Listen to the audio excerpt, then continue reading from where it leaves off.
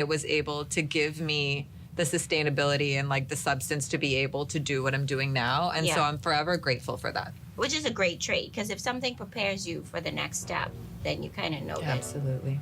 that this is what you have been. Yeah. Okay, Yeah. awesome. This has been great. Thank you. Thank you for having us. No, thank you for having me. I'm very, very honored to be here. All right, so this episode, should I say episode session, this is going to be live on our YouTube channel. We've hit 100 subscribers. I'm so proud of myself. When did you start it? We started this year we started in February. And we made the transition to YouTube shortly thereafter. Very nice. So yay, consistency pays with always anything. Doing things. I know, consistency pays. With anything. Absolutely. Oh my goodness. That is the key. That's a nugget for life. Oh yeah. Yes. It's great to have you, Ellen. I'm happy that we talked and we chatted and you told your story. Thank you. Join us next time, guys, for Let's Chat with Tonya Lightborn. Take care. Thank you. Hey guys, you made it to the end of our video. If you'd like to reach out, email us at letschat@TonyaWilliamsLightborn.com. Don't forget to like, follow, and subscribe for more exciting sessions. Cheers.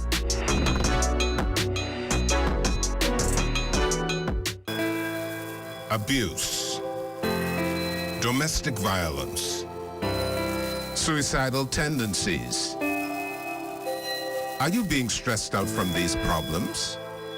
Call the national hotline at 422-2763 or 322-2763. There are trained social workers available 24 hours to help you. Know that you are not alone in this. It's just a joy, to help someone who is in need, I'm proud to know that we are able to accommodate them with a hot meal, fresh meal, and a well-balanced meal.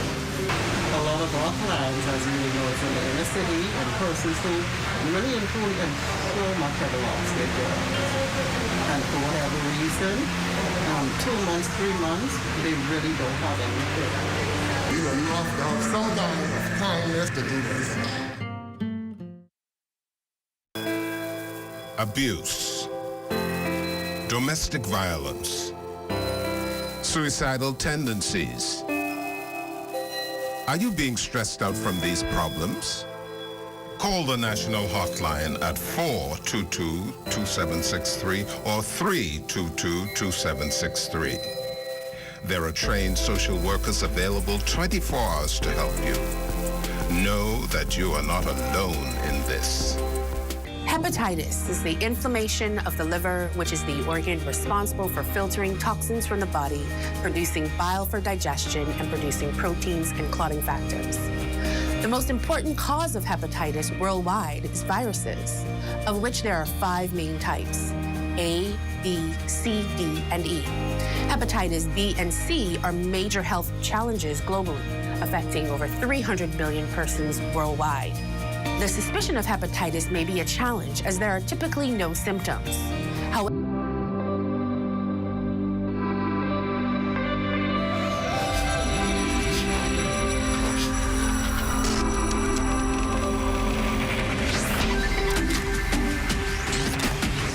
you're watching the ZNS Network, the People's Station. Coming up in the news, the Bahamas playing host to the first regional meeting of the heads of government. An update on the small homes repair program. And a former member of the Red Rose Ball Committee speaking out tonight. Hear why. The Bahamas Tonight, the Northern Edition, starts now. This is the Bahamas Tonight, Northern Edition.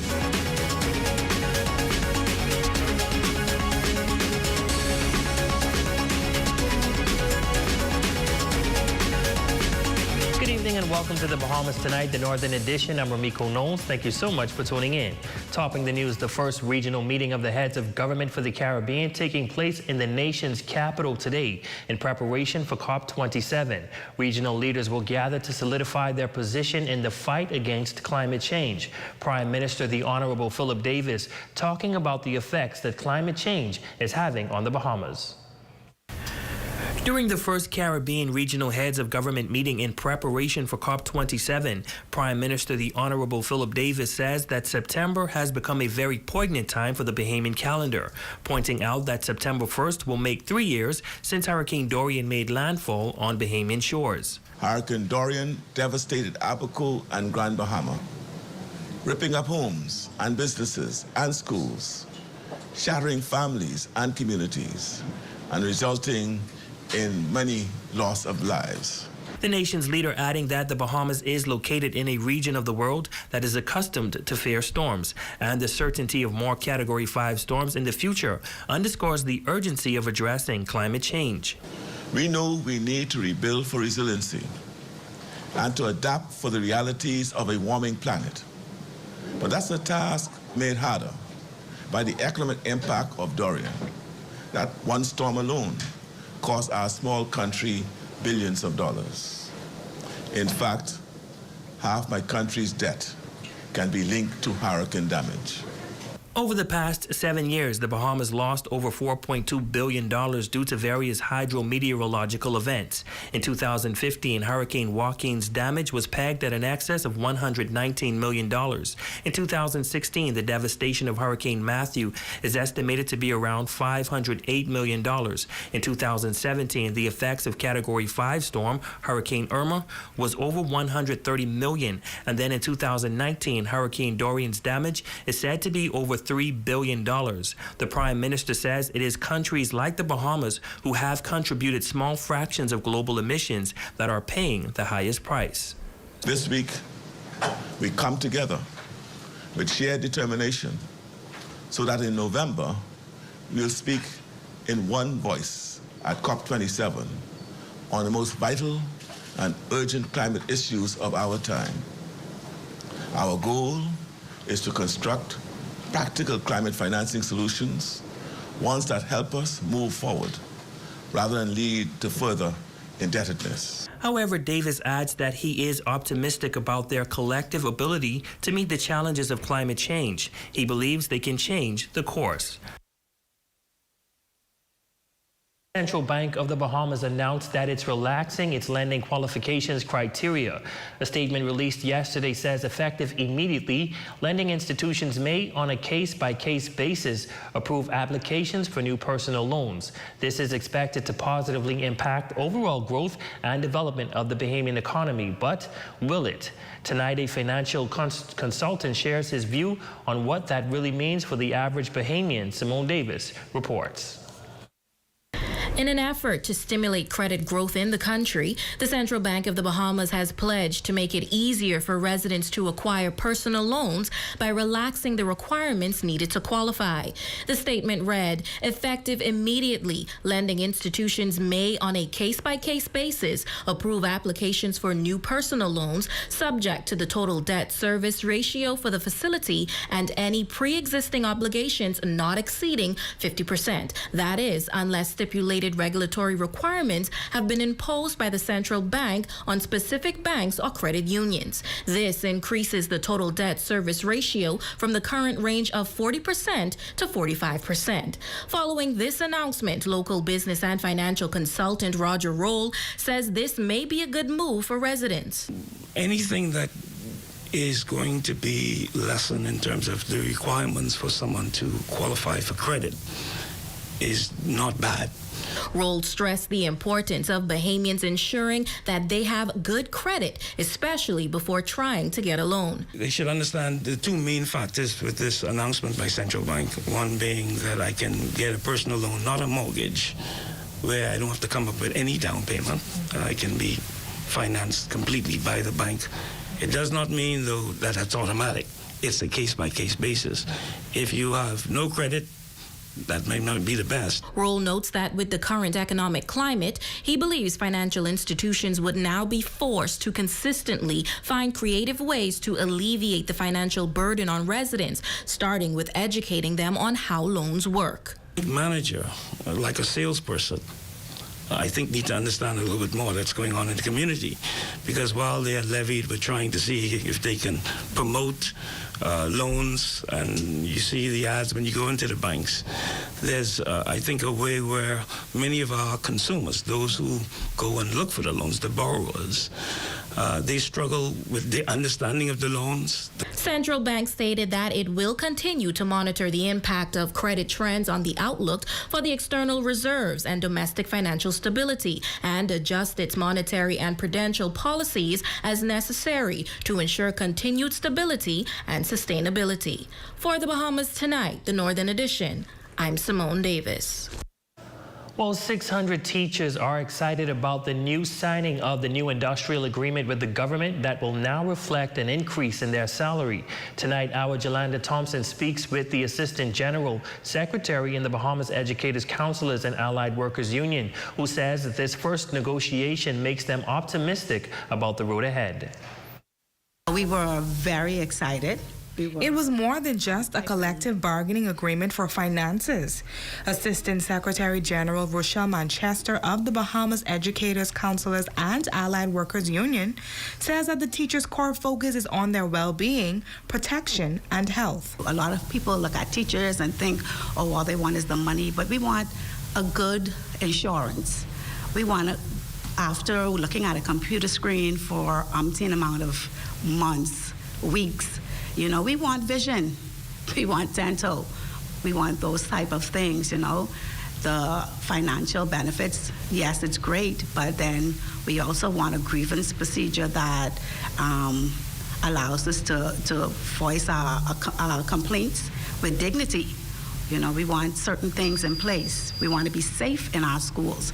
And so, you know, being our first time negotiating, these are the things that we looked at, and these are the things that the government was able to ensure teachers would have as they go back to school in August. The Assistant Secretary says the teachers were satisfied when they heard the agreement was approved by the government. It's a relief, as well as, you know, it's exciting for us, especially being at the negotiating table for the first time. It was a great feat, being the first time and the first agreement that we're signing. Now, the Bahamas Union of Teachers has not signed their agreement as of yet, but Manchester says she believes her union went into the meeting with good faith, which led to the victory win. At the end of the day, all of our membership's concerns were addressed.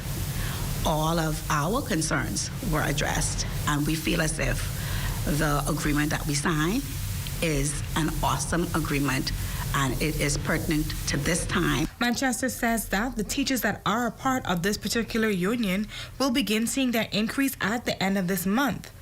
For the Bahamas Tonight, the Northern Edition, I'm Jolanda Thompson. Senator Kirkland Russell says the Urban Renewal Revolutionized team is working assiduously to bring relief to individuals whose homes incurred significant damage in the wake of Hurricane Dorian. So far, he says a number of repairs have been made to homes on Grand Bahama and Bimini, with assessments just recently being carried out on Abaco. Our Raven Davis has that report. Many residents in the northern Bahamas region can boast of having repairs done to their homes after Hurricane Dorian decimated parts of Grand Bahama and Abaco. Deputy Director of Urban Renewal, Senator Kirkland Russell, making the revelation today. We have issued contracts, up to 38 contracts already. Out that 38 contracts, some 20 of those homes have been completed or is very near completion, and we are assessing an additional 60 homes as we speak throughout the island of Grand Bahama. To date, we have completed some 16 homes in Bimini. We have assessed and is in the process of processing some 14 additional homes. As for Abaco, he says teams have north to the southern ends of the island, including Moores Island.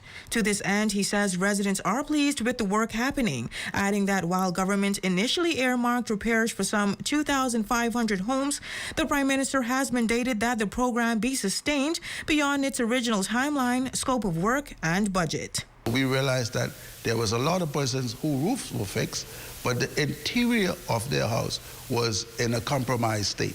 And so what we did was we made a recommendation that we move from a small roof repair to small home repair. The initial budget was 2.6, but of course, as we move along, and once we would have depleted that, we come back and we do a reassessment, and then the government will make a decision on the way forward. The exercise is near completion, but Russell says they will not stop until every qualified person receives relief. And for those who were not included in the first cluster, he's cautioning against needless panic as the team is revving up for the launch of the second cluster. If we could bring relief to families, get families back into the comfort of their home, and then they're able to focus their income on other areas within the family. We believe that in itself will help to eradicate and just to reduce the stress of families, the stress on adolescents, the children, and what have you, and bring some calm and peace to the community. For the Bahamas Tonight Northern Edition, I'm Raven Davis. In other news, a property that was donated years ago in the Freeport area by the Grand Bahama Port Authority for HIV and AIDS health education is purportedly for sale. The Red Rose Ball Committee commenced construction on the property some years ago, but due to several hurricanes, as well as a failing economy and the absence of fundraisers, it wasn't completed. Our ZNS News team spoke with a former member of the Red Rose Ball Committee who charges that if a sale happens, it would be a large act of fraud. I just heard a little birdie say that the committee is trying to sell the building that's behind me. Former member of the Red Rose Ball Committee, Oswald Ellis, alleges that a building earmarked for HIV and AIDS health education is now being sold for financial gain by the current Red Rose Ball Grand Bahama Committee. And I asked the question, if the building is going to be sold, what's going to happen to the funds from that? And I also asked them, is it possible to sell the building knowing that the property was donated for HIV and AIDS education. The funds raised at the ball was for HIV and AIDS education. It was not for anyone to gain profit. While he says the building is owned by the committee, Ellis laments that every year the members held fundraisers like the Red Rose Ball to complete the construction. Once completed, he alleges that the building should have been turned over to the Grand Bahama AIDS Awareness Committee. However, due to the sluggish economy, that never happened. We were on track. If we were having a ball every year, the building would have been completed already. But things just wasn't in our favor. But we were at the point where we just needed to complete the roof, put in the windows and door, and finish the interior. So we've done a lot with the money that was raised. In an effort to get the center completed, he contends that he suggested to the sitting committee members to partner with the HIV/AIDS Survivors Benefit. So what I suggested was that they partner with that organization because they don't rely on a ball for funding. They get other external support. And they were willing to partner with the committee to complete the building and have access to it. But of course, something had to be in writing to protect them. And that was apparently knocked down by the committee. Ellis believes that if the building is sold, the proceeds should go to the Grand Bahama AIDS Awareness Committee. Now, our ZNS News team spoke to officials from the Red Rose Grand Bahama Committee who say that the unfinished building is in fact for sale, as it has been deemed an eyesore. Officials say they were given the option to either complete the building or sell it. The Red Rose Ball official says that they have spent some $150,000 on the construction of the building through funding which they have acquired through fundraisers, but notes that they cannot afford to pay the lease on the property or complete the construction. Now, concerning the sale, they say if the building is sold, they intend to disperse the funds to the Grand Bahama AIDS Awareness Committee to cover the costs of things related to the HIV/AIDS health education. Officials say if the Grand Bahama AIDS Awareness Committee would like to purchase the building, they can submit a proposal for review. This is a story we will continue to follow. Well, in news from the crime beat, several wanted posters have been issued in the last few weeks by the Royal Bahamas Police Force. The charges ranging from murder to housebreaking and stealing. Tonight, the Assistant Superintendent of Police, Stephen Roll, speaks candidly with our ZNS News team on those incidents and the recent murder taking place at the gas station over 2 weeks ago. Our Aja Quant has this exclusive. seen an increase in wanted posters issued by police, and the hunt continues to bring at least 3 persons immediately into custody. Among the areas for questioning are housebreaking and stealing a stolen vessel, threats of death and causing harm, stealing by reason of services, and murder. Assistant Superintendent of Police Stephen Roll says the release of these bulletins have assisted in locating 3 of the 6 wanted suspects. Thus far, for the most part, most of the persons have already been into custody and were already seen by the police. Recently, a young woman was hauled before the courts for harboring a criminal, one of which police officials had released a wanted bulletin for. Those persons who may find themselves harboring a criminal, if you're found, you will be arrested and put before the courts. Grand Bahama's latest homicide victim is Kevin Curtis. Curtis was gunned down at a gas station off of Sergeant Major Road several weeks ago. The murder is still under active investigation, and police want to question Brian Carden Taylor in connection with this incident. Taylor stands 6 feet, 2 inches tall, weighs 135 pounds, light brown complexion, average built with brown hair. Since the murder, the detective have taken a 28-year-old male into custody who is assisting with the investigation. I must say that one poster has been released for a second individual who detective feel may assist them with this investigation. Justin Zonical, Javon Clark, and Crystal Charlton are all in police custody. As for the additional wanted suspects, Winston Lindsay, Brian Taylor, and Chad Roll, police officials believe that it is just a matter of time before they are apprehended. For anyone with information that could lead to their arrests, you are urged to contact police at 911 or 919. For the Bahamas Tonight, the Northern Edition, I'm Aja Quant. And that takes us to our first break. Stay with us. There's more news when we come back. Come on down to Dolly Madison and get your hurricane supplies before it's too late. Don't let supply chain issues cause you to miss out on hurricane supplies you need. Come on down. Now. It's back to school with Bellevue Gifts and Supplies. Shop now and get huge savings on composition books, 15% off textbooks, workbooks, school supplies, and all teachers' aids. Bellevue Gifts and Supplies, Queens Highway, making going back to school more affordable. Hi, I'm Wes. I'd like to put some shoes on your feet. Hi, I would like to put some shoes on your feet. Hi, I want to put some shoes on your feet. I want to put some shoes on your feet. Hi, I want to put some shoes on your feet. Let us put shoes on your feet.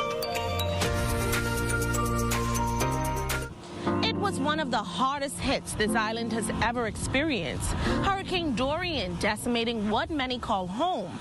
Join the ZNS team as residents are reflecting and telling their compelling stories of survival and how the community has come together to rebuild Abaco. Airing August 29th through September 2nd, right here on the ZNS Network. They try to push rich on me, they want to push rich on me. They don't care in front of company. The King of the North is back. Howard 104.5 FM. Your #1 news team covering the North. The Bahamas Tonight, Northern Edition. Welcome back. A local organization continuing their mission on giving back to the community tonight. A high school graduate is walking away with $500 as she furthers her education in Ontario, Canada. Our Aja Quant has the story. The Zeta Rho Sigma chapter of Sigma Gamma Rho Sorority Incorporated was the first chapter of a sorority chartered on Grand Bahama in January of 1984. It consists of 2 affiliates, Philo, which was organized to contribute countless hours of community service and to aid the sorority's aim to enhance the quality of life within every community, and Rower, that was also organized to train and guide young women for leadership and finer womanhood. Grand Bahama Philos standing on those principles, awarding rower Bandley Lowe with a scholarship to further her education. We're very concerned about young ladies and making sure that they receive the kind of education that they're supposed to. And so each year since its inception, we have been presenting deserving young women with what we call a post-secondary scholarship. Lowe is set to attend Fanshawe College, majoring in chemical laboratory tech. She has been a part of rower affiliates for many years, and according to both her and her mother, they are grateful, encouraging young persons to join similar organizations on the island. I'm very grateful to firstly be a part of the organization for such a long time, and they've been nothing but good to me and teach me to go into the real world. She's been a part of the rower for quite some time now, and initially the dropping to meetings and projects seemed tedious, but when you receive a gift such as this, it makes you, in hindsight, realize that it's worth it. Sigma Gamma Rho Sorority Incorporated was founded on November 12, 1922 by 7 educators. It offers its members opportunities to develop their unique talents through leadership, training, and involvement in sorority activities. The sorority was founded by school teachers, and they were founded during a very, very difficult period, during that period of segregation in the United States. And in fact, the sorority was founded right next to the Ku Klux Klan headquarters. The sorority will be celebrating their monumental centennial in November of this year. For the Bahamas Tonight, the Northern Edition, I'm Azra Quant. Your Sports Check is up next with Shane Stubbs.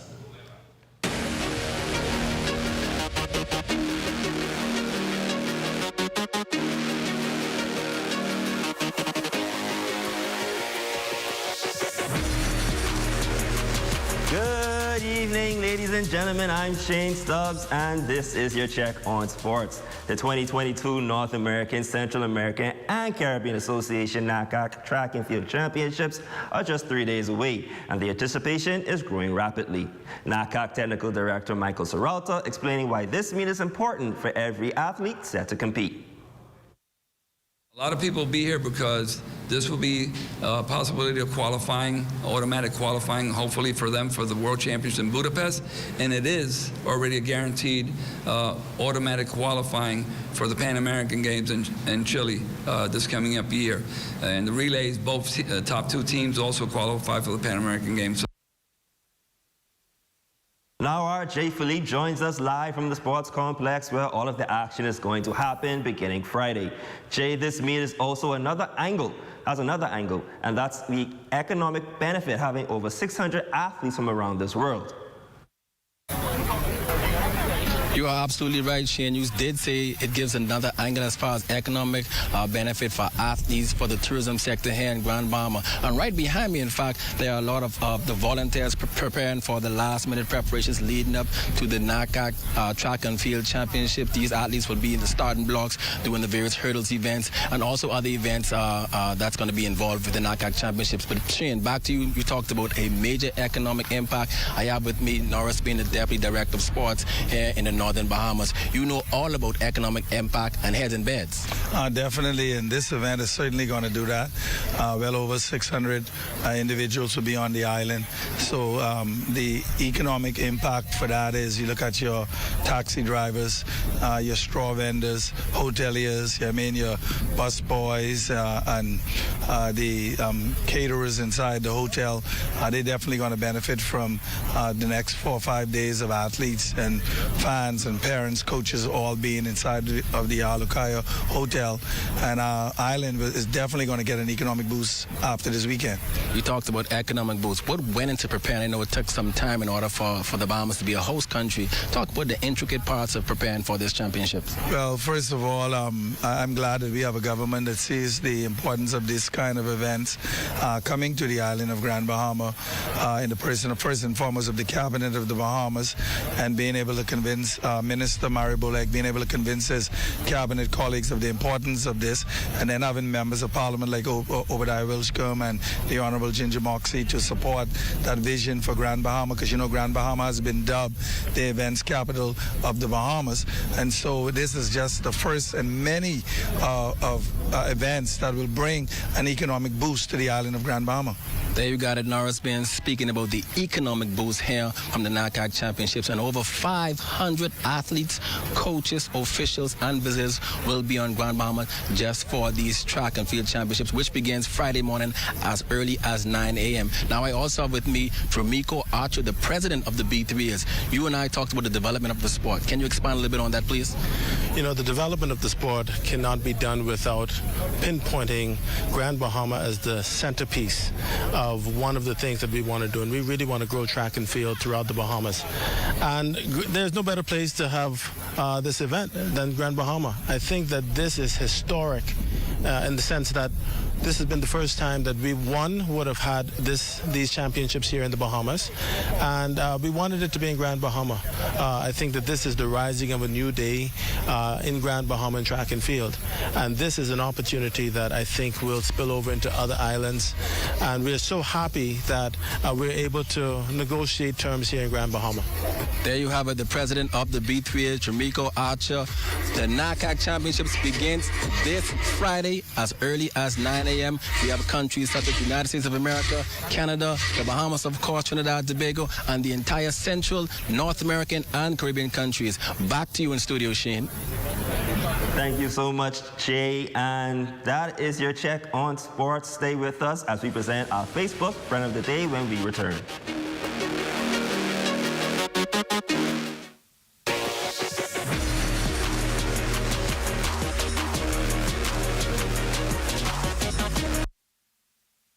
It's our drive. It's our resilience. It's our tenacity that makes us legendary. NACAC Open Track and Field Championships 2022, August 19th through 21st, Grand Bahama Sports Complex. World-class athletes. 3 days of intense competition, hosted on Grand Bahama Island, August 19th through 21st. Get set. Journey to a serene oasis.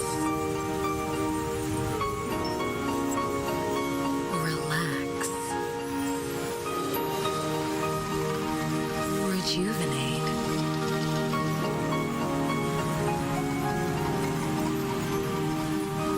Renew. Welcome to Renew Day Spa. For appointments, call 352-RENU. Roosnell Technical Institute invites all former students of TEC, RTI, and WGBYDA to a very important meeting on Thursday, August 18th at 5:30 p.m., Hawksbill campus. Your #1 news team covering the North. The Bahamas Tonight, Northern Edition.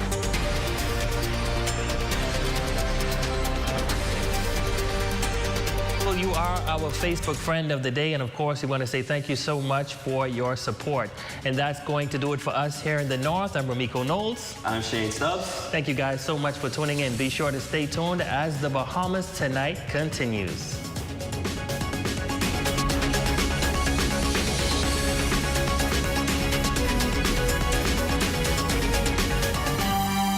Coming up in the Bahamas Tonight, the National Report. An urgent appeal from the nation's chief at the first ever Regional Climate Change Summit.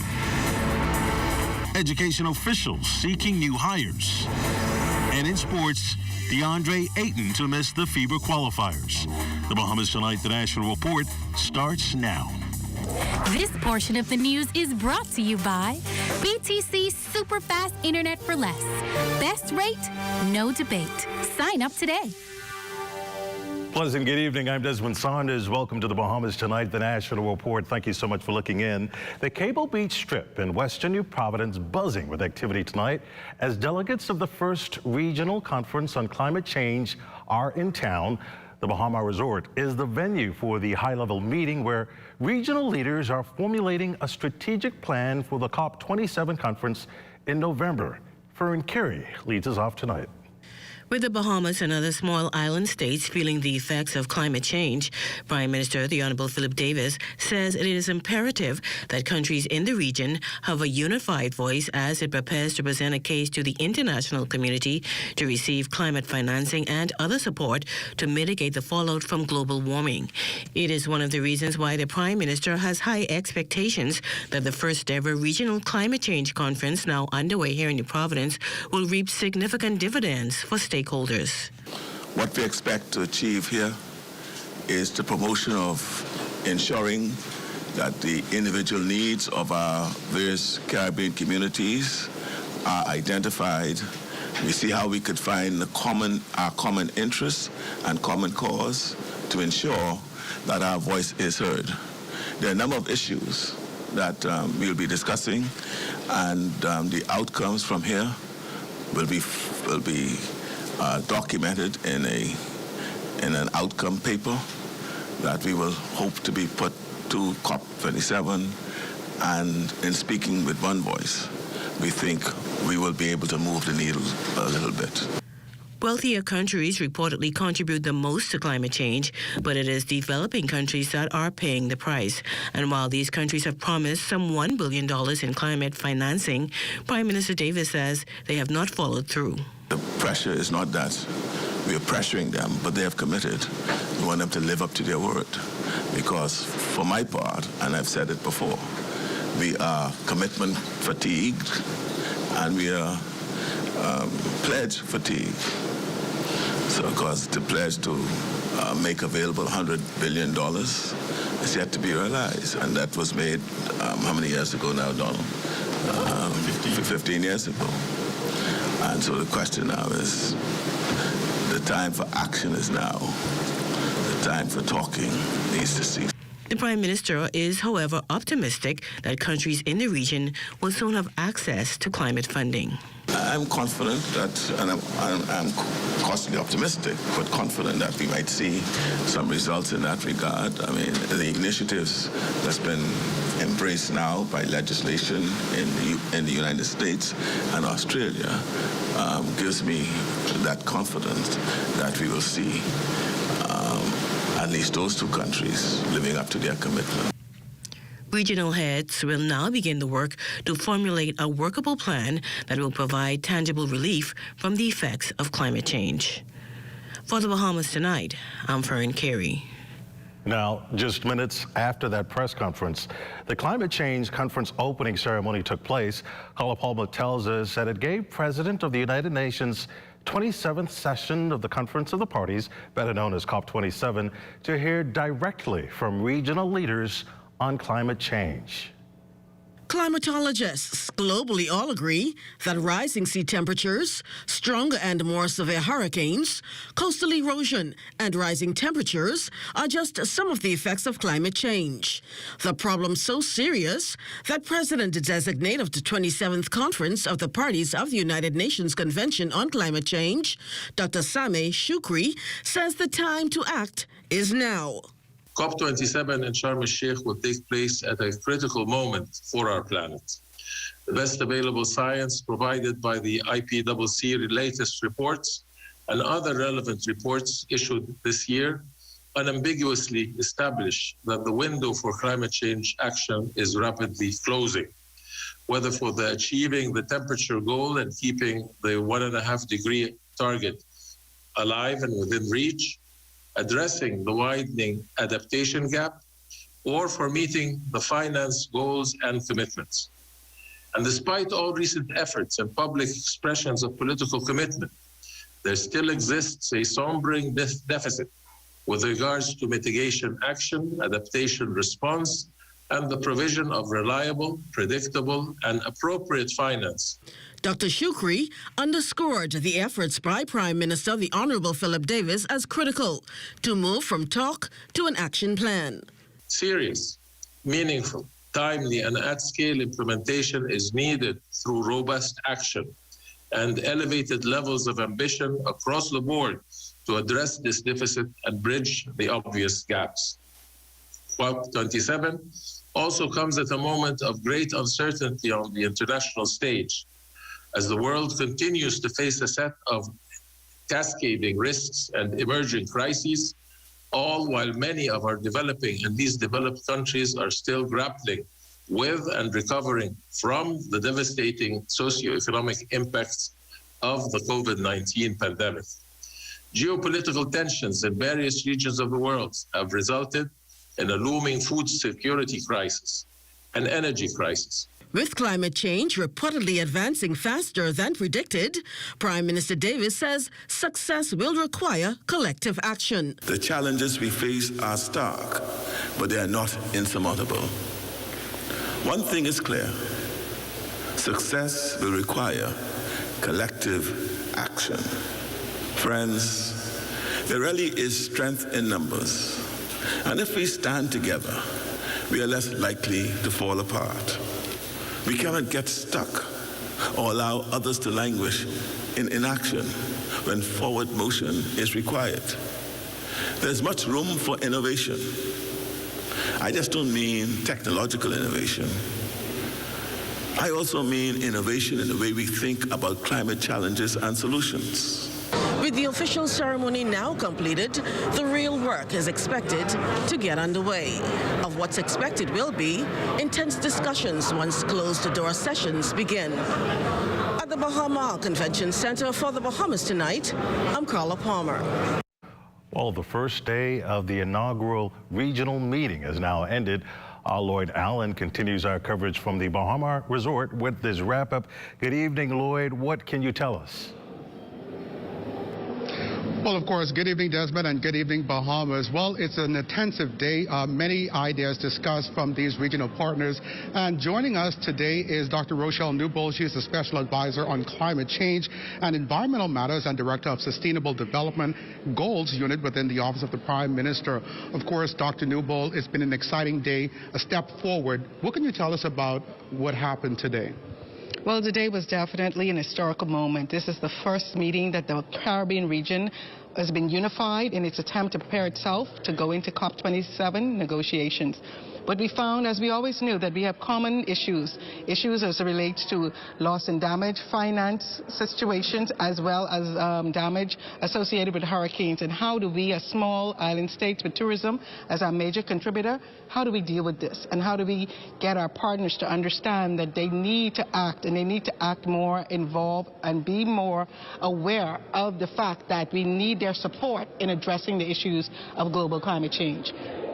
Now, of course, again, some of those major ideas discussed today were mitigation, as well as living in environments like the Bahamas. Sustainable development is your area of focus. And so, again, you sat in on many of those meetings today. Talk to us about what many of our partners shared and what were some of the highlights.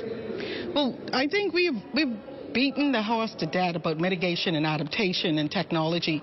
But what we need to do is assess for the region what makes sense. What makes sense for us? What makes sense for our population? What can we really do to achieve what is necessary? Bringing down the cost of living, ensuring that we are protected against hurricane events, ensuring that we have food security, energy security. These are the key things. And as we meet today as agents and representatives within the region, we also need to make sure that we come up with a unified plan, and that plan we need to put into action. Now, of course, day one is concluded. Day two, talk to us about what you expect to unfold tomorrow. Well, tomorrow we expect that we will even advance even further with specific examples. I mean, some of the things that came out today, we will need to determine how we would go ahead and implement those things so that we actually have change. No longer a talk shop. We've had 15 years of talking. We need to now take action because, as you can see, the global impacts, fires, hurricanes, flooding, heat, these things are moving forward. The one thing we don't have is time, so we need to identify what we need to do, and we need to do it. Get into this arc, do what we need to do, because the whole globe is changing and we're left outside. Well, of course, as said by the Prime Minister earlier, the time for action is now. Reporting from the Bahama Resort, Lloyd Allen, ZNS Network News. Lloyd Allen joining us live, and the country is set to undergo significant infrastructural transformation, making it a more climate-conscious and low-emission hub. Prime Minister the Honorable Philip Davis pointed out during a recent visit to Ragged Island. Its conversion into a renewable energy center can be considered a prototype for plans in other islands of the Bahamas.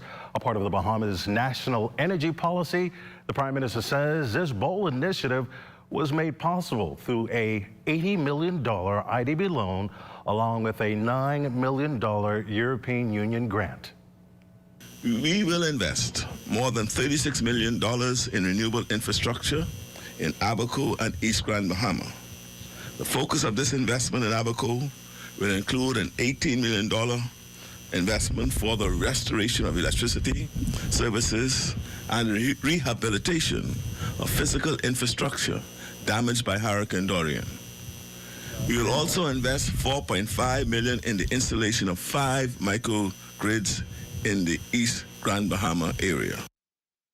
Apart from those islands, the Prime Minister also revealing an active initiative to transform government buildings nationwide to receive renewable electrification through a $35 million solar method. We are investing $14.2 million in installing a 25-megawatt battery energy storage system at the Blue Hill Power Plant. Additionally, our administration will budget $1.9 million for our solar rooftop program so that clinics, public libraries, and schools can be part of our nation's renewable energy progress. Breaking news, this just in from police. Detectives are on the scene of a homicide in the Palmdale area. This news is late breaking here for us. Amajal Knowles joins us live with the latest details. Good evening, Amajal. What's the mood? What can you tell us? What's happening? Good evening, Desmond, and good evening, Bahamas. Well, a very somber scene here in the Centerville area as we are currently on the scene of the country's latest homicide as police reporting the discovery of a body behind the Centerville Caribbean liquor store. Obviously, a very sad situation here. Now, police have yet to brief the press and members of the media as to the full details of the situation. We hope to have more information available for you in a later newscast. Desmond, back to you in studio. Amajal Knowles joining us live, a developing story.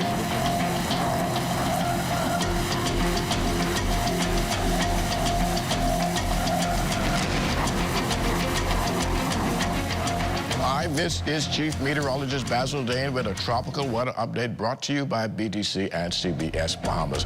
No significant change in the status of the Sahara dust as it remains quite dense in the mid and far eastern Atlantic, but there's less concentration in the western Caribbean Sea, which could facilitate some development in time. But we are monitoring 4 tropical waves. The first one is smack over the highlands of West Africa, and it has some moderate to strong convection associated with it as it moves towards the west at 15 miles per hour. There's a second one just ahead of that. This is moving west at 10 to 15 miles per hour with moderate convections near the center of that axis. And as we head into the middle of the Atlantic, there is another wave there, not so organized. The showers are sporadic, and that is moving quite quickly towards the west at 15 to 20 miles per hour. And a fourth one, this one is in the Caribbean Sea near Central America. It is showing some strong convection moving inland, but once it moves inland, we expect some of that to waste away. But the computer models are all suggesting that this system will continue moving towards the north and west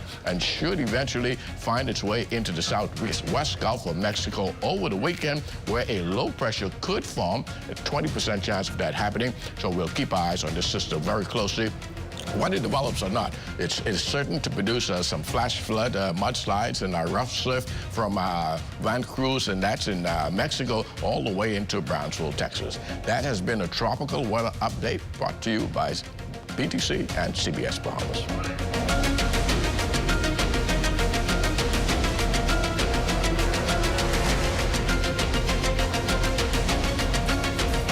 Still to come, the national teacher shortage being addressed and the latest COVID-19 stats.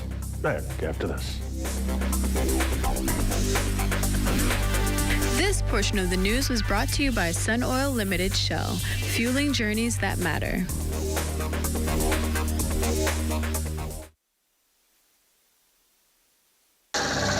You have enough things to worry about.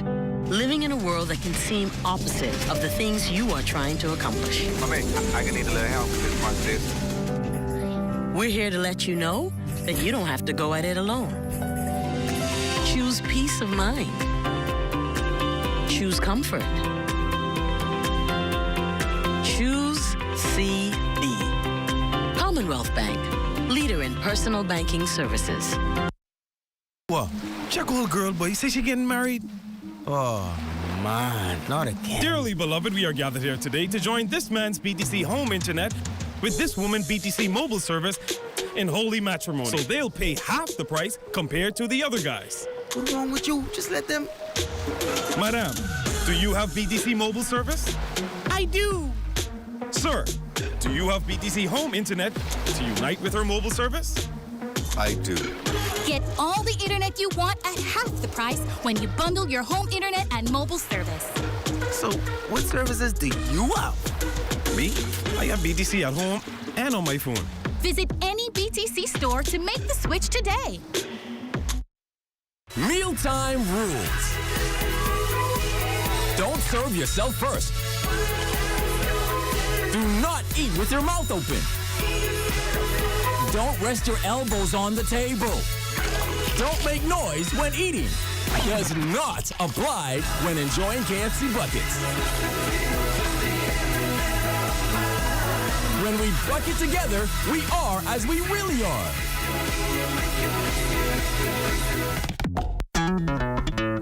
Throughout our lifetime, we must all make decisions. No matter how we choose, the right one just needs to be made.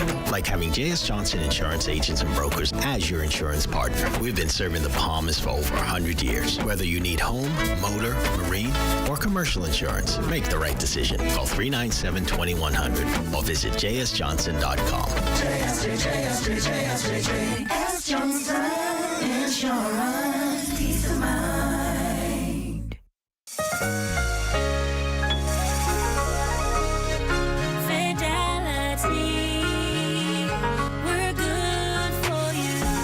To think of the bank as my personal ATM machine. If I wanted a new car, new furniture, a weekend trip to Miami, no problem. Just max out the credit card or top up my loan. I was a big baller until I realized that 75% of my salary was going to pay back all those loans. Fidelity's personal financial coaching was the best solution. Fidelity gave me a plan with a debt consolidation loan that has a built-in savings that pays 5% interest. I now only have one low monthly payment plus money in my pocket. Give Fidelity Bank a call at 356-7764 in Nassau or 352-6676 in Freeport. Visit any of Fidelity's locations or visit a website at fidelitygroup.com.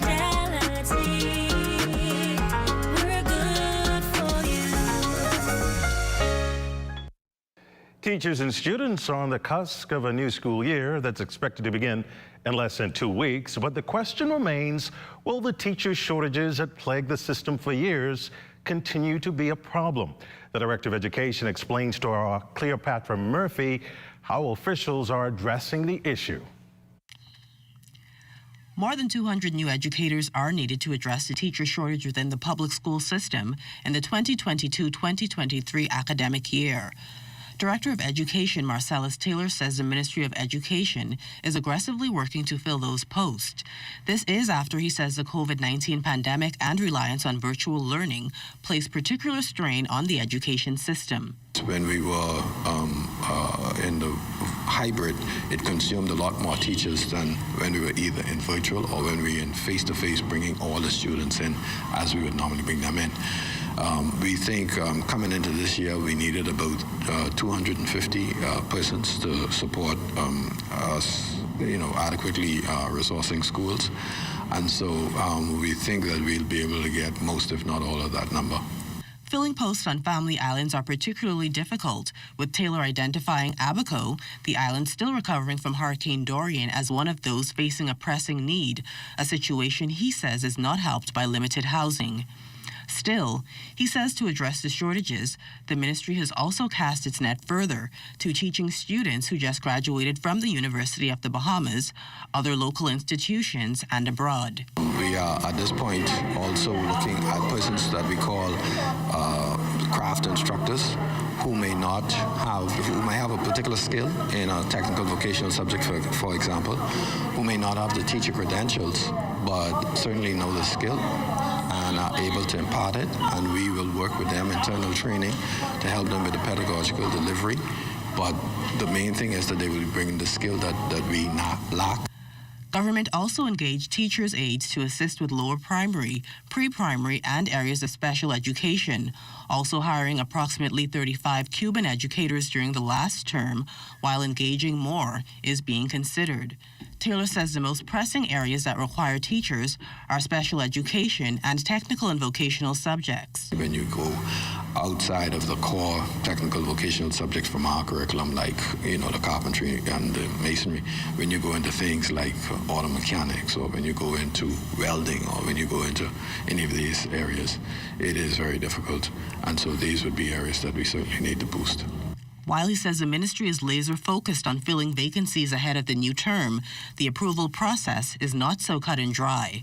It's not just the person submitting an application, but the Ministry of Education personnel reviewing it, and then it going on to the police for security vetting. And sometimes people don't, check out on security vetting, and then it has to go to public service, and then other things might be picked up. So it's a step-by-step process. The new school year starts for public school students on August 29th. For the Bahamas Tonight, I'm Cleopatra Murphy. Free National Movement Chairman Dr. Dwayne Sands questioning the readiness of public schools for the start of the new school term. The opposition aired their list of concerns, including the government's ability to meet the August 29th deadline, during the party's bi-monthly press conference today. We believe that it is going to be exceedingly difficult, if not impossible, for schools to be ready given the slated date of September the 4th. Many contractors have just recently gotten their scopes and their mobilization, and a few have yet to start. The F&M chair also perplexed over an apparent disruption in internet connection at several schools. He calls it critical to address these issues before September, given the importance of a number of deadlines, including virtual learning. And if these are not corrected soon, much needed essential internet access, which is required for hybrid occasions or for general teaching, will not be available. And this envisions significant duplicate costs that had not been considered because of careless supervision or unnecessary haste. Minister of Education, the Honorable Glenys Hannah Martin, confident over the ministry's ability to complete school repairs on time. Speaking to reporters this week, the Education Minister says it's a mammoth undertaking. However, every step is being taken to ensure schools are ready for students come August 19th. I must say the contractors are bending over backwards. They're working day and night to meet the deadline 29th, and they have assured me that we can meet that deadline, but it requires, tremendous effort, which they are expending. We have about 150 schools. They're all over the country. It's quite a task to ensure that we address fundamental issues, and a lot of those issues are minor and some are major, and so the work is underway, all hands on deck. COVID-19 hospitalizations still in the double digits. The latest COVID-19 dashboard shows 30 persons being treated for the virus in hospital. Only one of those patients detained in the intensive care unit at Doctors Hospital. 4 new infections split evenly down the middle, with 2 men and 2 women reported today, 2 in New Providence and 1 new case in Grand Bahama, with a location pending for the other. There are 239 active cases and 22 people recently recovering from the virus. You're watching the Bahamas Tonight. Stay with us. This is Personique Role from Island News Network, where we're always in the know. We're investigating Island Game, and what we want to know is how they doing what they doing. Now, the news on the street is that there are 13 Percy pension plans where you get paid $1,000 every week for a year. Now, I got my man on the ground to find out how true this is. Hey, we live. Yeah, I was just checking on something. How Island Game doing what they doing? And listen, now this ain't no fake news. The Island Game have 13 different pension plans. 13! All you gotta do is put $20 on your verified Island Game account. Can you confirm this information? See it right there? Incredible. There you go. There's a story here, and now you're in the know.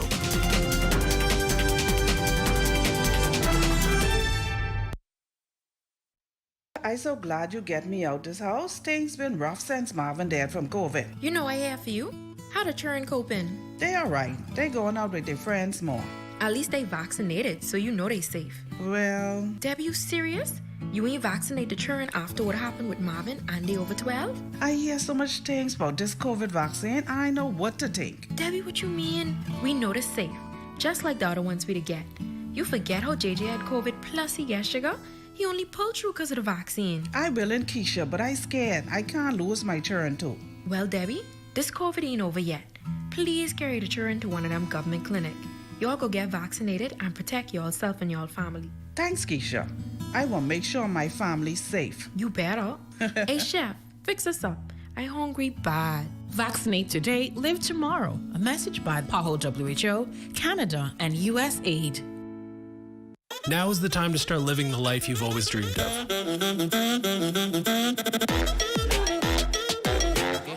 Purchase that new car. Consolidate debt. Make your house a home. Or switch your mortgage to lower your monthly payments. And BOB will be with you every step of the way to help you live your very best life. With the lowest consumer loan rates in the country, we are BOB, your bank of solutions. Join up for life insurance. Secure the ones that you love. Join up with Family Guardian. We offer full protection. Join the family. Join the family. Family Guardian. Protect the ones you love. A friend that you can trust. Family Guardian.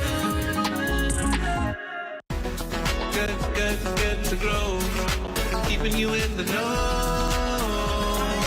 Keeping you in the know. God, that's good enough to eat, then it's good to grow.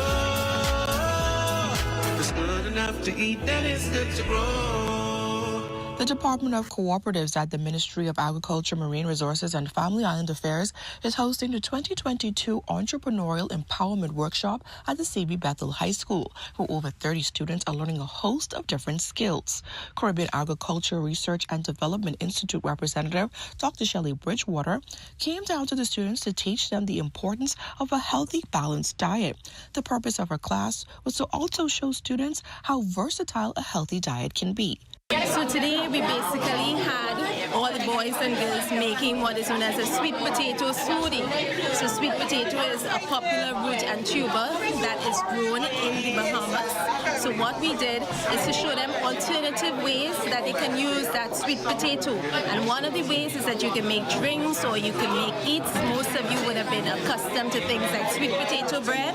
So this is just another way that we can add value to the sweet potato.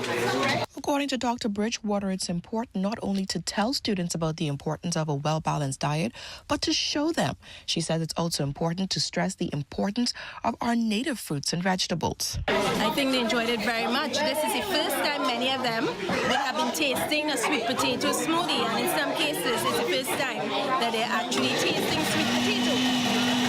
The students wasted no time getting their hands dirty in the kitchen, chopping sweet potatoes and blending them till their final product was achieved. According to some of the students, they had no idea that a sweet potato could be made into a smoothie, and now they'll be taking this new skill back home. Yeah, it was fun. I'll show my little brother. I'll show him how to make it. Keeping you in the know with Good to Grow, I'm Georgie Bain. All the news from the crime beat tonight, an altercation between a man and a woman, leaving one man in hospital and the other in custody. Police say the female was arrested after reportedly stabbing the man in the upper body, leaving him in critical condition. The incident took place around 1 o'clock this morning. Authorities are appealing to the public to find alternative ways to resolve conflicts and seek help from professionals if needed. Meantime, Drug Enforcement Unit officers seizing a half-pound of marijuana in a vacant building off Johnson Alley late Monday afternoon. The drug fine, pegged at $500, No arrests were made during the incident. Investigations continue.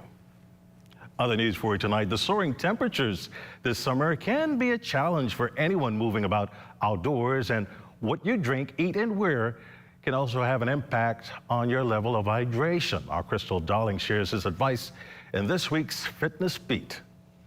This summer's high heat temperatures are literally scorching. The Bahamas has been enduring 90-degree Fahrenheit weather. Add to that a heat index of sometimes crossing over the 100-degree mark. And water is the best solution to combating the heat, according to professional fitness instructor and president of Outdoor Fitness Bahamas, Craig Walkeen, who offers a few tips for those determined to continue their fresh air fitness routine. Light-colored clothing, that's important. All right, white reflects heat, dark clothes attract heat, so we want to wear light clothing. Secondly, you obviously need to be hydrated. You should be sipping water throughout the day. I'm suggesting everyone should be drinking up to half a gallon a day, right? But definitely sipping throughout the day and during your workout. And here's the key.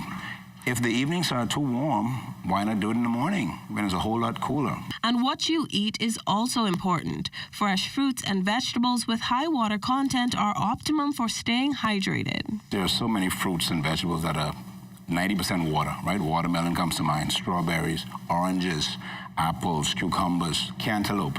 These foods are at least 90% water.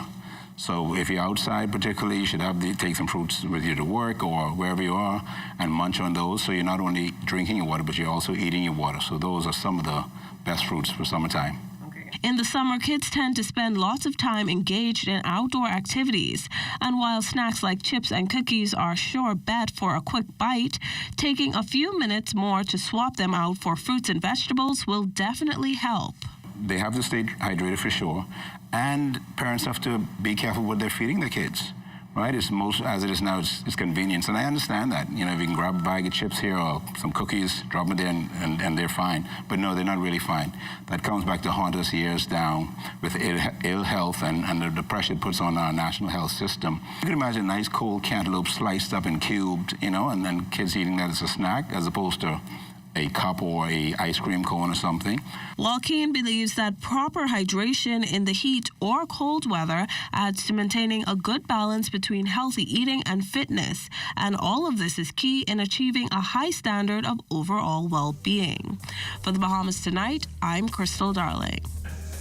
And as we head to the break, we'd like to thank all of our viewers watching us live on our social media platforms. And just in case you missed the news, be sure to head there to catch up. Back after this. Hello, summer. Escape into summer when you fuel up with Shell. Every time you purchase $20 gas, you're entered to win your share of over $50,000 in cash prizes and fantastic trips, including a staycation at Grand Island Exuma, a shopping spree in Miami, and a 4-day trip to Las Vegas to see John Legend live. To enter, fuel up at Shell with $20. Go to winwithshellbahamas.com and let the fun begin. Say hello, summer with Shell today. Conditions apply. Hello, summer. Car insurance, home insurance, marine insurance, this insurance, that insurance. The truth is, you may not like it very much, but you need insurance, and it has to work for you. That's why Summit insurance policies are designed with you and your life in mind, fitting your lifestyle and needs perfectly. So you can rest comfortably knowing that your car, home, boat, and business are well taken care of. Contact our agents at Insurance Management today. Summit Insurance. We peak above all others. We considered my shoppers totally gone.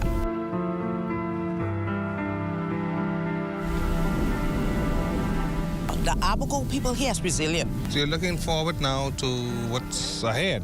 Join us for 1 week as we give you an in-depth look at rebuilding Abaco, beginning August 29th through September 2nd from 2 to 4 p.m., only on the ZNS Network.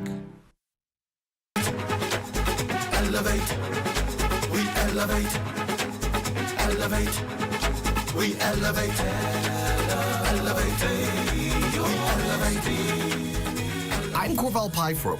BTC once again jumping at the opportunity to make history in the Bahamas by partnering with the government to make available free Wi-Fi to community parks across the country. The official launch of the Park Connect initiative took place recently on beautiful New Bight Cat Island at that Settlements Park, where Prime Minister and Cat Island Member of Parliament Philip Davis joined in the celebrations. Well, this just demonstrates that when we work together collaboratively, what we could achieve. And I'm very grateful to BTC for stepping up to the plate and becoming a part of what I call corporate conscience, exercising corporate conscience to appreciate that stakeholders for their business is just not the shareholders, but rather the wider community. And this is what this is demonstrating to me. So I commend them for joining us in this effort, and we hope to have this roll out throughout the country, particularly in our far-flung islands and inner-city communities where access to internet has always been a challenge. Today was the official launch of free Wi-Fi here in the park in Bougainvillea. This is an excellent initiative that the government has put on. To be very honest with you, it is needed. I am very aware that not every home in South Beach has Wi-Fi. And so at least we have a place where the children in the community can come after school in the after-school hours, download whatever homework they may have and begin the homework process. This is excellent. Thank you very much, Ministry of Economic Affairs, BTC, the Bahamas government. We love you. Meanwhile, on the north of the island, residents around the Arthur's Town Park also began receiving free Wi-Fi connection. To date, as many as 24 parks across the country are Wi-Fi free, with many more to come in the coming weeks. These are still the moments that move us. I'm Corval Pyfrom. Be well and be back here next. BTC Connection. Elevate, we elevate, elevate, we elevate.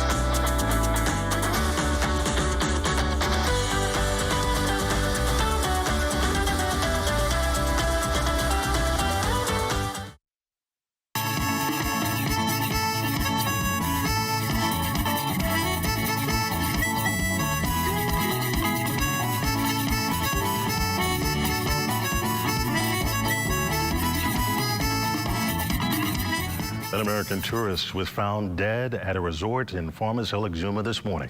Police say the 70-year-old male had tested positive for COVID-19 and was self-quarantining.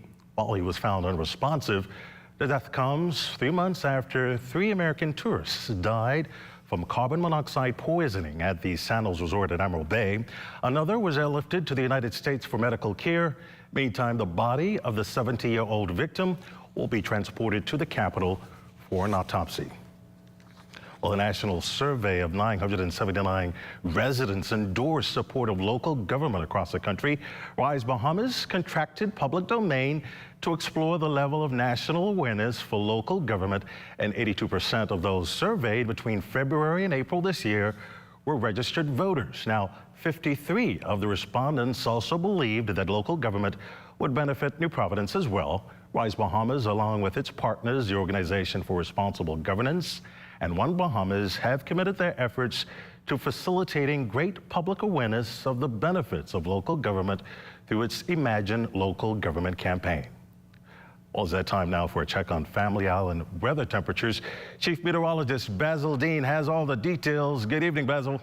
Good evening, Desmond. We are under near clear skies. Temperature at 88 degrees. The relative humidity 69%. The winds are out of the south at 13 miles per hour. The barometric pressure 1,014.6 millibars. That's 29.95 inches, and the pressure is falling. Temperatures around the Family Violence this evening, they are brought to you by Family Guardian Insurance Company. We're protecting you. 86 degrees in Freeport, Grand Bahama, and Grand Key, Abaco. Marshall, Abaco at 87 degrees. The Berry Islands, 89. Allenstown, Bimini, 87, 89 in Harbor Island and Roxanne, Eleuthera. Black Point, Exuma, and Camp Space, Orlando's at 88 degrees. Fresh Creek, Central Orlando's 87. 89s in Otterstown, Cat Island, San Salvador, and Rumkey, Georgetown, Exuma, 87. 87s also in Ragged Island, Clarence, San Long Island, Crooked Island, Betsy Bay, and Acklands. Matthew Tiny, Niagara, 86, and the Turks and Caicos Islands also at 86 degrees. And your boating forecast tonight is brought to you by Builders Mall, home of FYP, the Tile King, and the Paint Setter in the Northwest and Central Islands tonight through tomorrow. Wind's going to be south to southwest, 10 to 15 knots, wave heights 2 to 4 feet.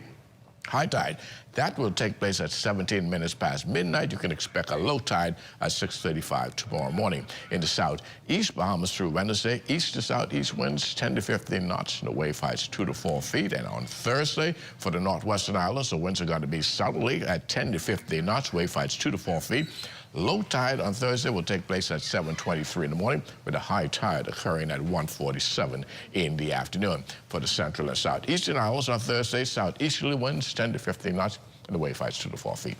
That's going to do it for your boating forecast. It's time now for your international temperatures, and they are brought to you by Royal Star Assurance.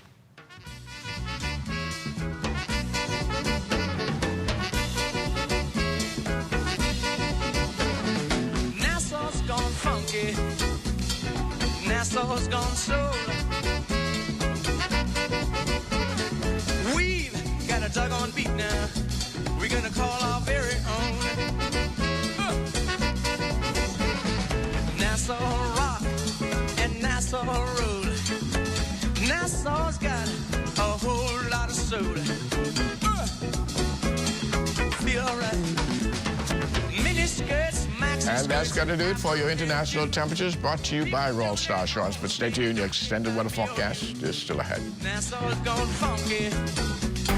Hey, it's your honorary pump attendant here to educate you on the do's and don'ts at the service station. Here's what you don't do.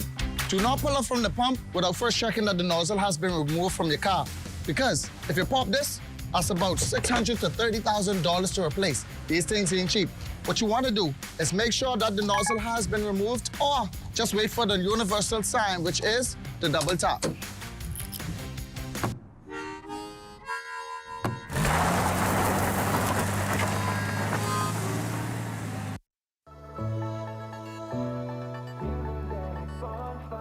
Awesomely, this is a beautiful experience. I can't lie. This is my first time doing this sort of charity work, and I mean, it feels good to help out, you know. There's a can drive coming up, and other initiatives are part of the Giving a Helping Hand campaign, and I encourage anyone that's willing to lend their support in any way, shape, or form to come through and give of your time.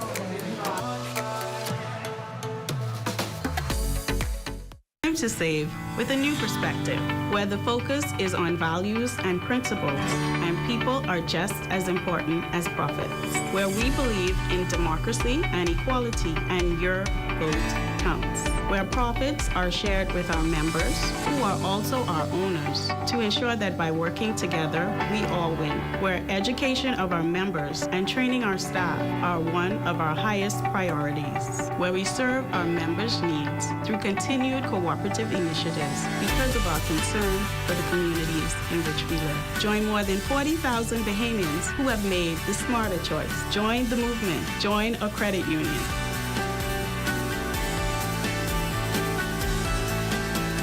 People helping people to help themselves. When you wanna save money on your tile supplies, who you gonna call? The Tile King. When you tile your house and you wanna look good, who you gonna call? The Tile King. Visit the new Tile King showroom, which is internationally recognized as the finest tile showroom in the Caribbean, located in the Builders Mall on Wolf Road. The Tile King. Who you gonna call? The Tile King. Tiles on everything.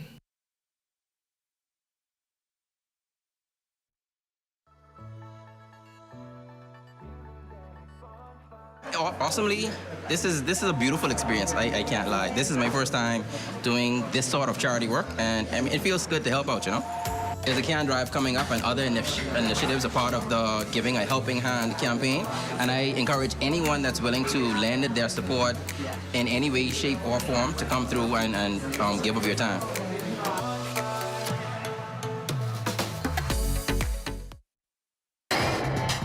This is ZNS Total Sports. Welcome to your Tuesday Sports, everyone. I'm Amajal Knowles, topping sports. Well, this weekend, officials from the Bahamas Basketball Federation indicated that there was a strong chance that the Bahamas would have all three of its NBA players in the persons of Buddy Hield, Kai Jones, and DeAndre Ayton available to compete in the next window of FIBA World Cup qualifiers. The first game taking place here in Nassau on Thursday, August 25th against Venezuela. Less than 48 hours, though, we understand that this is not the case. And speaking to sources close to the situation, we had ZNS Total Sports understands that Suns center DeAndre Ayton will not be available to compete in this window, with the sources citing a scheduling conflict. We reached out to Ayton's representation, but no response was given up until news time. Nonetheless, this leaves Team Bahamas still with commitments from Pacers guard Buddy Hield and Hornets forward Kai Jones to play in the big showdown next week. The Bahamas currently sits in sixth in Group E with a 2-4 win-loss record. Despite who shows up to play, assistant coach Moses Johnson says he expects a great performance from the team. You have God block. So in this window, we'll have God. I don't think that'll be an issue.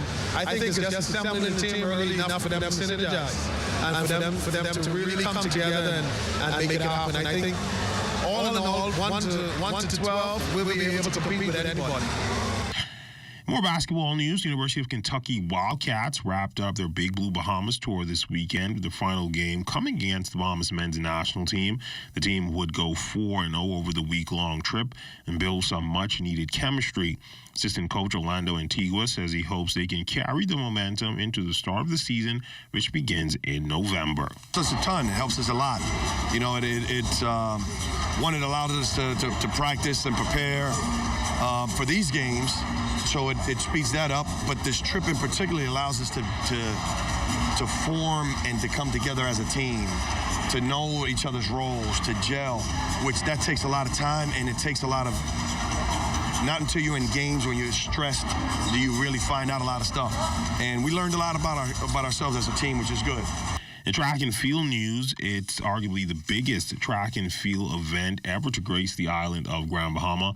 The 2022 NACAC Track and Field Championships set to get underway this weekend at the Grand Bahama Sports Complex. There were 400 athletes set to compete from across the region, including some marquee names, including World 200-meter champion Jamaica's Sharika Jackson. The official roster for the members of the 242 has finally been confirmed. Let's take a look. On the ladies' side, it will be Janae Ambrose, Denisha Cartwright, world silver medalist Devin Charlton, Tania Gaither, Prostasia Johnson, Olympic champion Shawnee Miller-Weibo, Tamara Myers, Rima Otterbor, Camille Rutherford, Anthony Strawn, and Taji Thurston.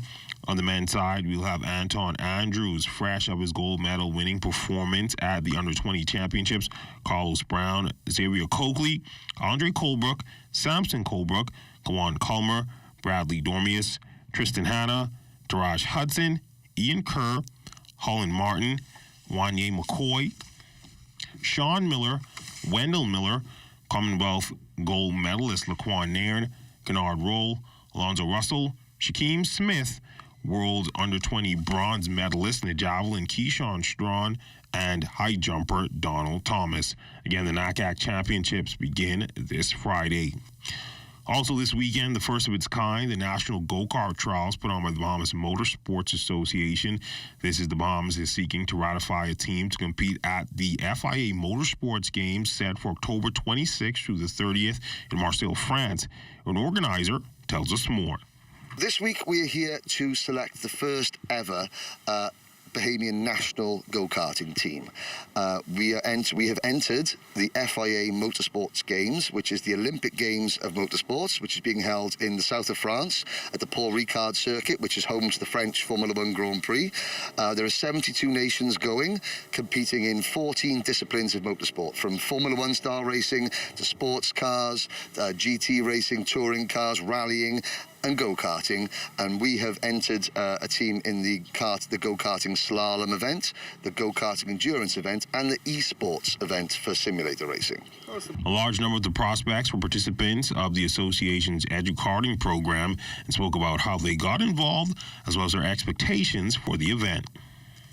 I got involved when I was about 12 years old. My dad was good friends with Cam and Henry.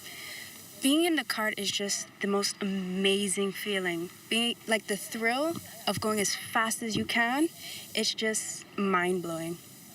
And it is such an honor to bring back our history. I believe it's a really good opportunity to be able to, travel the world and also get road safety out there, along as karting and bringing it back to the Bahamas. It's a wonderful opportunity to represent my country and to show what we're capable of. Okay, what do you think it's going to take? Training. We just been going around the track, doing loops around the track. We've been practicing because ever since COVID, we haven't been out in the go-kart. So for the past couple of days, we've been trying to get used to driving around the track to get that feeling back of 3 years ago when it ended. How does it feel to be? And that's been a look at your sports on this Tuesday. A check on weather when we return. This is ZNS Total Sports. What? Check old girl, boy. You say she getting married? Oh, man. Not again. Dearly beloved, we are gathered here today to join this man's BTC home internet with this woman BTC mobile service in holy matrimony. So they'll pay half the price compared to the other guys. What's wrong with you? Just let them... Madam, do you have BTC mobile service? I do. Sir, do you have BTC home internet to unite with her mobile service? I do. Get all the internet you want at half the price when you bundle your home internet and mobile service. So, what services do you have? Me? I have BTC at home and on my phone. Visit any BTC store to make the switch today.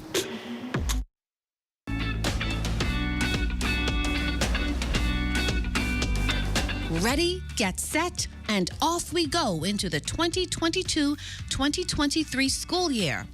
The Ministry of Education and Technical and Vocational Training is pleased to welcome all new and incoming students.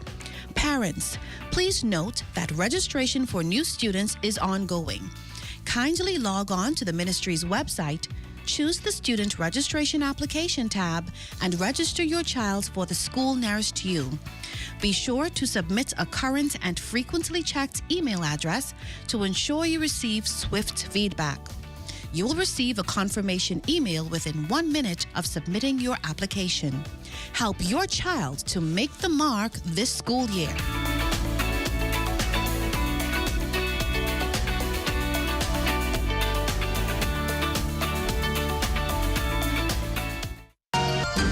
What you see on this television station is governed by IRCA's Code of Practice for Content Regulation. The Code of Practice covers matters relating to program content that are of concern to the community, such as local content, news, current affairs, and programs for children, advertising, including political advertisements, and the responsibilities associated with broadcasting in the Bahamas. The code also covers aspects such as access services for the hearing and visually impaired, and the procedure for lodging a complaint about anything broadcasted by this television station. The code is available on IRCA's website at www.ircabahamas.bs. To receive a copy of the code by mail or in person, you may telephone IRCA at 242-393-0234. Family Island dialing is toll-free at 242-300-8722. Or you may send a request by email to info@ircabahamas.bs.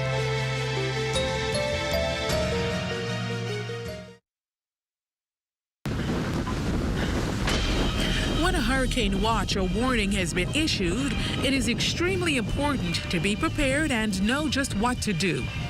Stay informed about the storm's path by listening to the radio or television for hurricane progress reports. Check emergency food and household supplies. Be sure you have extra batteries for flashlights and radios. Bring in outdoor items like lawn furniture and garden tools. Anchor objects that cannot be brought inside. Secure buildings by closing and boarding up windows. Remove outside antennas and satellite dishes. Turn refrigerators and freezers to the coldest settings, opening only when absolutely necessary and closing quickly. Purchase ice and store it in an ice chest. Keep drinking water in clean jugs and bottles. Clean your bathtub with bleach and fill it with water for washing and flushing, not for drinking, making sure to keep the bathroom door closed so that small children cannot access the filled tub. Do not go out to videotape or take photos of the storm. Take pictures from inside where it is safe and dry. There is no harm in being overly cautious where a hurricane is concerned. It is truly better to be safe than sorry. This public service announcement has been brought to you by the Broadcasting Corporation of the Bahamas in conjunction with the National Emergency Management Agency. We considered Marsh Harbor is totally gone.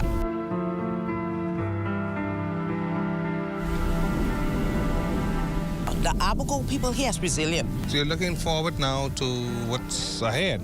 Join us for 1 week as we give you an in-depth look at rebuilding Abaco, beginning August 29th through September 2nd from 2 to 4 p.m., only on the ZNS Network.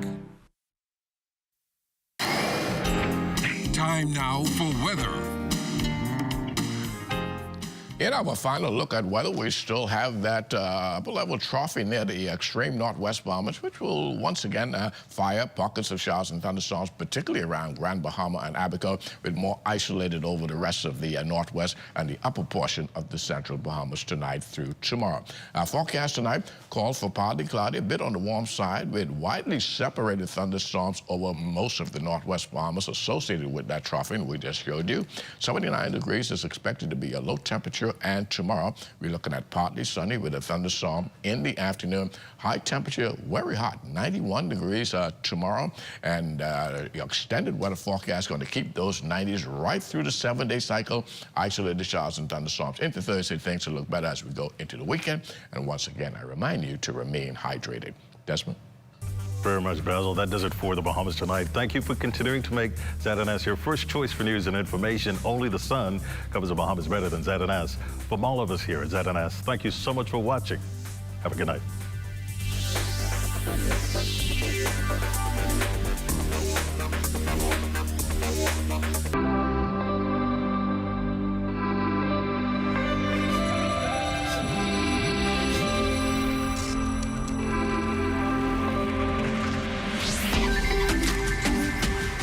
You're watching the ZNS Network, the People's Station.